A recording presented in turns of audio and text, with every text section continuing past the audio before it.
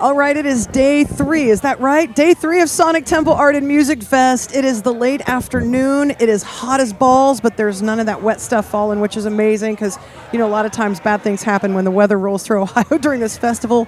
We are fortunate enough to be here with Jason Hook and the guys in Flat Black. So we're going to catch up and see what's going on. How are you? Good to see you. I'll have you grab that mic real fast. All right. Sorry, here I am. So let's just get right to it. So after you left Five Finger Death Punch and you were kind of doing your thing, what made you decide to go ahead and get another band together?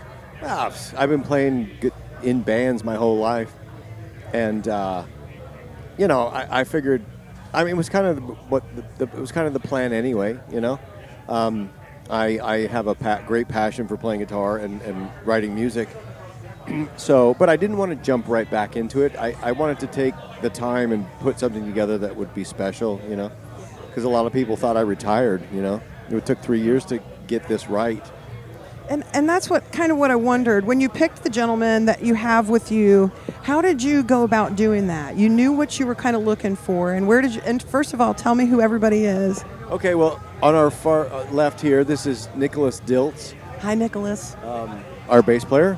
This is Rob Pierce. Hi, Rob. Our Hi. Drummer. Sorry, I was trying to make something funny up, but it didn't come to me. Drummer's funny enough. And this is Rex, our singer. Hi, Rex.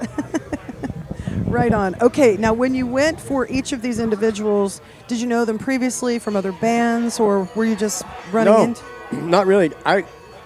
There was something more appealing to me about trying to find guys that would appreciate the break.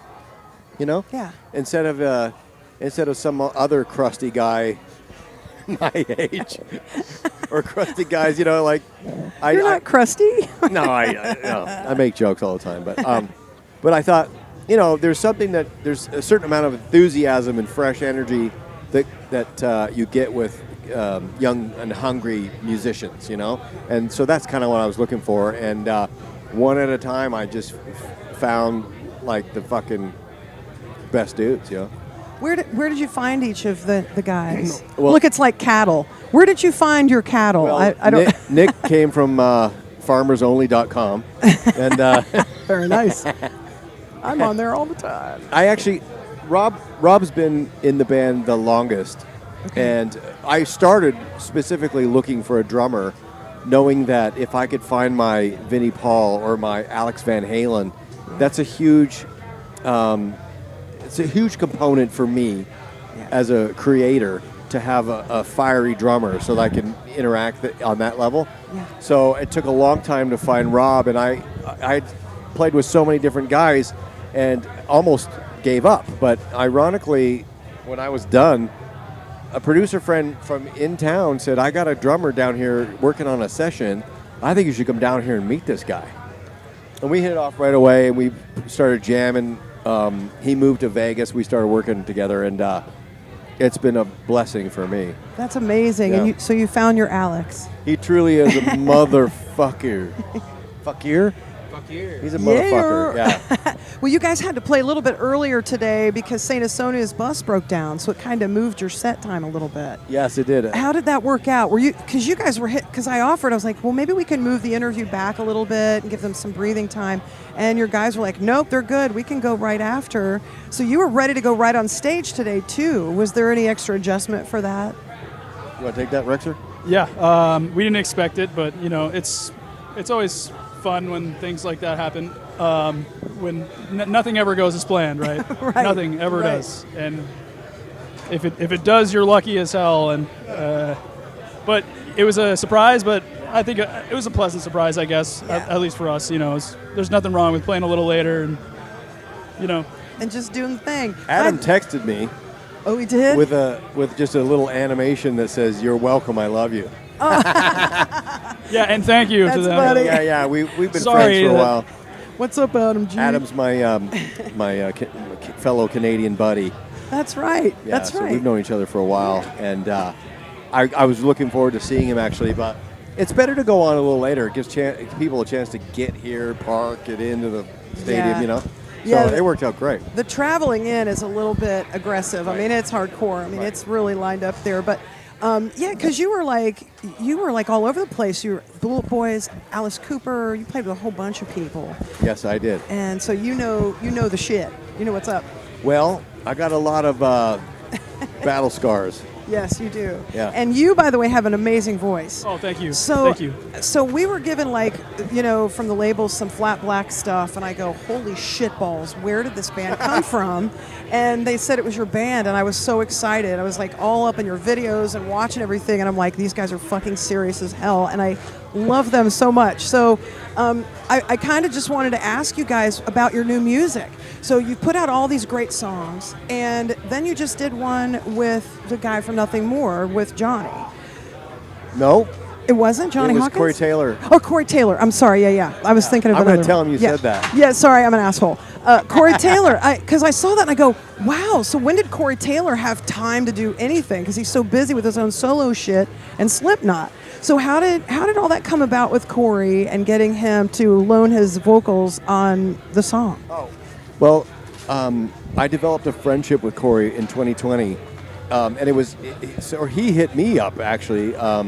I was working in Los Angeles with his producer, and I think the producer said, "I got Jason Hook here. We're working on some material." He said, "Oh, give me his number." And so all of a sudden we're texting back and forth, and we hit it off right away. He's just a fucking fantastic guy. Maybe he doesn't want everyone to know that, but he's actually a sweetheart. He's a really sweet dude, and he was like, "Look, if you're trying to build something and you don't have anyone to work with, I'll write with you." So that was just perfect for the time and the emotions I was going through at the time. He really helped bolster my spirit. Like, yes, let's do something, Yeah. And we ended up doing 5 songs together. Four will probably never get heard, but we used Nothing to Some on the record. Yeah. That was the other thing. Like, if you guys are all writing music together, how much of that did Corey play into it? So he wrote some music, We but start with 23 or something and cut down from there, right? Yeah, there was a fucking enormous amount of leftover material. how do you decide? Like, how do you figure out what you want to keep for the record? And is that stuff that you didn't decide to put on there something you'll keep down the road, maybe? Oh yeah. Well, look, I thought to get back in the game and get back in the game quickly, if you have a really special batch of songs, not a batch of like, B-sides and then one song is identified as the big song. I wanted to have 12 big songs and then go check it out. And the story is that, like, when Fearless signed the band, they had the general manager there, this wonderful woman, Jill Weindorf. She said, "I had no idea who you were. They were trying to tell me who you were." And she says, "I don't know him. I don't know that band, but sign this immediately." That's even better. Even better. Yeah. And really, that was like one of the highlights of this whole experience, is knowing that the music stood on its own.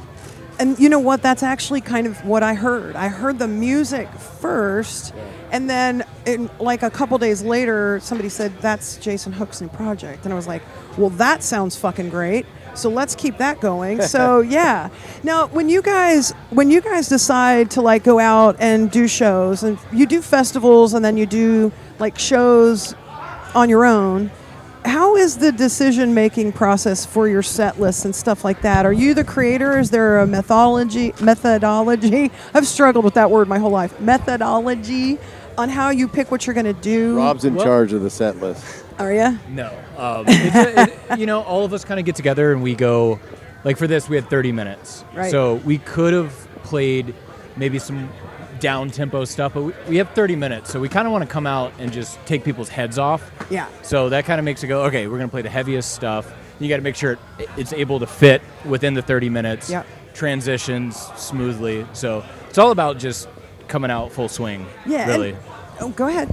I just like to save the heavy stuff for the end personally too, because I like to end with a big fuck you, yeah. Yeah. But also, for me, I want to go all out with the screaming too. Yeah. I kind of like to save it until I can just blast off and Yeah. go crazy on that. But yeah, that's it. I like that style right there. That's amazing.